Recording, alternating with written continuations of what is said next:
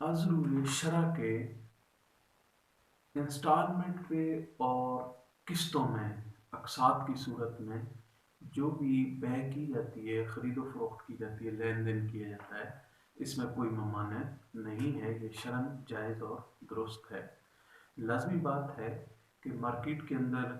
جو تجارت پیشہ لوگ ہیں، تاجر ہیں، کمپنیز ہیں یا کارخانے ہیں، تو وہ اپنا کاروبار کر رہے ہیں۔ تو مارکیٹ میں عموماً دو طرح سے کاروبار ہوتا ہے، ایک ہے نقد اور دوسرا جو ہے وہ قسطوں پر۔ نقد تو مارکیٹ ویلیو پر ہوتا ہے، جیسے مارکیٹ ویلیو ہے، لیکن جو قسطوں پر ہے وہ مارکیٹ ویلیو سے کچھ اضافی رقم رکھ کے کیا جاتا ہے۔ تو وہ جو اضافی رقم ہے وہ بھی ایک لمٹ تک درست ہے، بالکل اس میں کوئی حرج نہیں ہے۔ عموماً لوگ اس میں غلط فہمی کا شکار ہو جاتے ہیں اور وہ یہ سمجھتے ہیں کہ شاید یہ جو اضافی رقم لی جا رہی ہے یہ سود ہے، اور اس طرح کا معاہدہ کرنا، خرید و فروخت کرنا قسطوں پر، یہ شاید درست نہ ہو اور اس میں کوئی سود کی آمیزش ہو۔ نہیں، اس میں کوئی سود کی آمیزش نہیں ہے۔ ہاں، اگر شرعی بنیادوں پر اور شرعی تقاضوں کے مطابق یہ خرید و فروخت کی جا رہی ہو تو اس میں جو زائد رقم لی جا رہی ہے، جیسے فار ایگزامپل مارکیٹ کے اندر کچھ چیزیں ایسی ہیں، جیسے مختلف جو ہے وہ الیکٹرانکس جو پروڈکٹس ہیں مارکیٹ کے اندر، جیسے گھریلو استعمال کے لیے واشنگ مشین ہے، کمپیوٹر ہے، یا اے سی ہے، یا ایئر کولر ہے، اسی طرح موبائل، موٹر سائیکل، کاریں، تو یہ عموماً لوگ جو ہے وہ اس پہ لیتے ہیں، قسطوں پر لیتے ہیں، انسٹالمنٹ پہ۔ تو اب ایک چیز نقد، فار ایگزامپل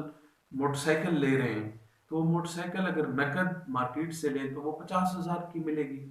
اور وہی اگر انسٹالمنٹ پہ لیں 5-6 مہینوں کے لیے، سال کے لیے، 2 سال کے لیے، 5 سال کے لیے، تو اس کی رقم زیادہ ہوگی، وہ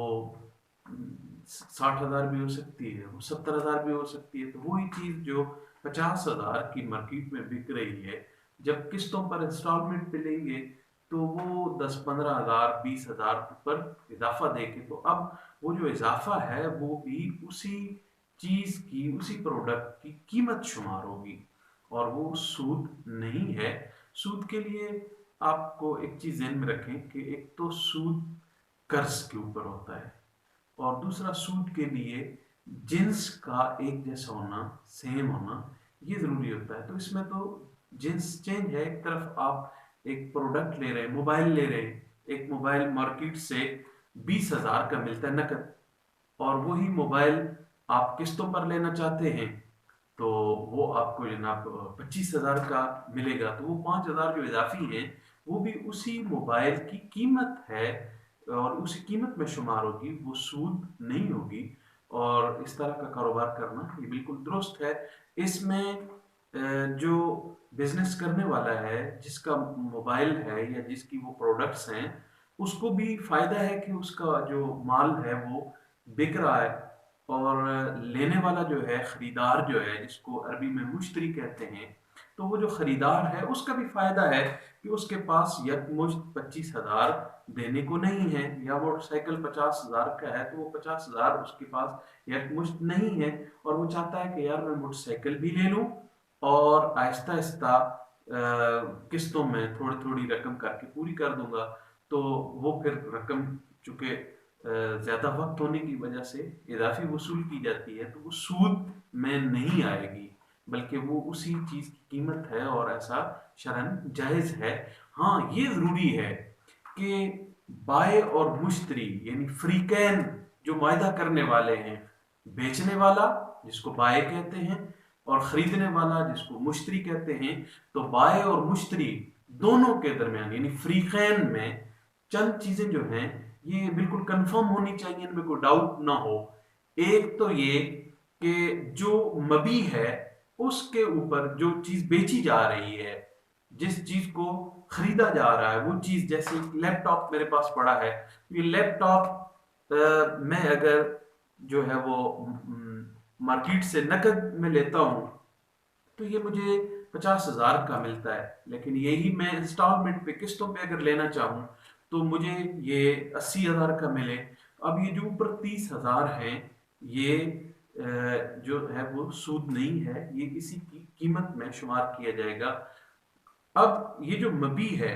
تو میں جو بات بیان کرنا چاہ رہا تھا وہ یہ کہ فریقین کے درمیان یہ چند ایک چیزیں بالکل کنفرم ہوں، ان میں کوئی ڈاؤٹ نہ ہو فریقین کو، کہ یہ جو چیز بیچی جا رہی ہے اس کے اوپر خریدار قبضہ کر لے، مبی کے اوپر سیلنگ آئٹم جو ہے، سالڈ آئٹم جو ہے، اس کے اوپر خریدار جو ہے، پرچیز کرنے والا، وہ اس کے اوپر قبضہ کر لے، اس کی ملک میں آ جائے۔ پھر جو مدت ہے اس مدت کا تعین کیا جائے، یہ مدت 1 مہینے کے لیے ہے، 2 مہینوں کے لیے ہے، 5 مہینوں کے لیے ہے، سال، 2 سال، 5 سال، 10 سال، تو اس مدت کا تعین کیا جانا یہ ضروری ہے۔ یہ نہیں ہے کہ اس کے اوپر بغیر کسی معاہدے کے یوں ہی کہہ دیا جائے جب آئے گی پورا کر دیے، تو اس طرح یہ جو ہے وہ بیع فاسد ہو جائے گی۔ تیسری چیز کہ جو قسط ادا کرنی ہے، جو انسٹالمنٹ ہے، وہ قسطیں ان کا تعین ہونا چاہیے کہ وہ کتنی کتنی قسط ادا کریں گے۔ تو یہ چیزیں فریقین کے مابین بالکل کنفرم ہوں، اس میں کوئی ڈاؤٹ نہ ہو، تو یہ بیع شرعاً درست ہوگی۔ ہاں البتہ بعض اس طرح کے جو قسطوں کے اوپر انسٹالمنٹ پر جو معاہدے ہوتے ہیں، ان میں ایک کنڈیشنز جو ہے وہ لگائی جاتی ہیں کہ آپ اگر اتنے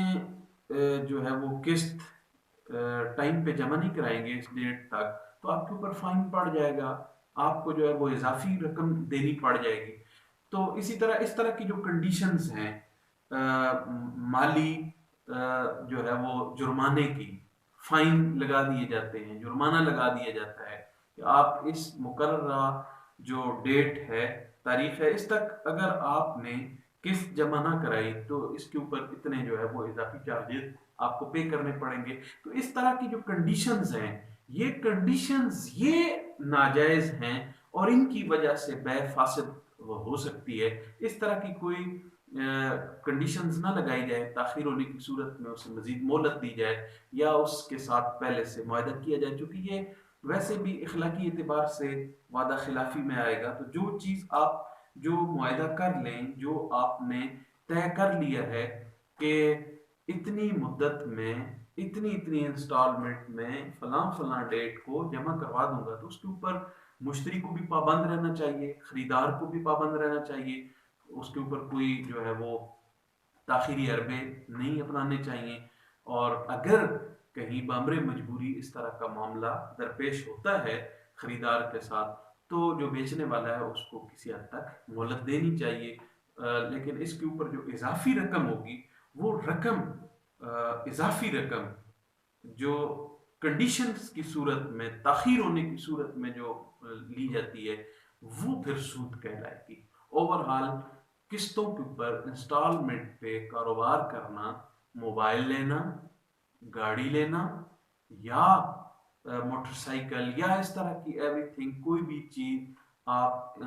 الیکٹرانکس کی یا کوئی بھی آپ لے رہے ہیں، کوئی بھی پروڈکٹ آپ خریدنا چاہ رہے ہیں قسطوں کے اوپر، تو وہ زائد رقم دے کر خریدی جا سکتی ہے اور بیچی جا سکتی ہے۔ اس کے اوپر کوئی سود نہیں ہے، یہ جائز ہے، کوئی اس میں حرمت نہیں ہے، حرام نہیں ہوگی۔ ہاں البتہ تاخیر ہونے کی صورت میں جو فائن لگایا جاتا ہے، جرمانہ عائد کیا جاتا ہے، جو اضافی چارجز لیے جاتے ہیں، وہ اضافی چارجز جو ہیں وہ سود میں آئیں گے اور ان کی وجہ سے بیع ناجائز ہوگی اور حرام ہوگی۔ اگر وہ اضافی جو فائن ہے یا تاخیر ہونے کی صورت میں جو اضافی چارجز لگائے جاتے ہیں وہ اگر نہیں ہے تو کوئی حرج نہیں ہے، بیع بالکل درست ہوگی اور قرآن و سنت کے مطابق ہوگی۔ واللہ تعالیٰ عالم۔ اللہ تعالیٰ ہمیں دین کے مسائل کو سمجھنے کی توفیق نصیب فرمائے اور قرآن و سنت کی روشنی میں معاملات کاروبار کرنے کی اللہ تعالیٰ ہمیں توفیق نصیب فرمائے۔ والسلام علیکم۔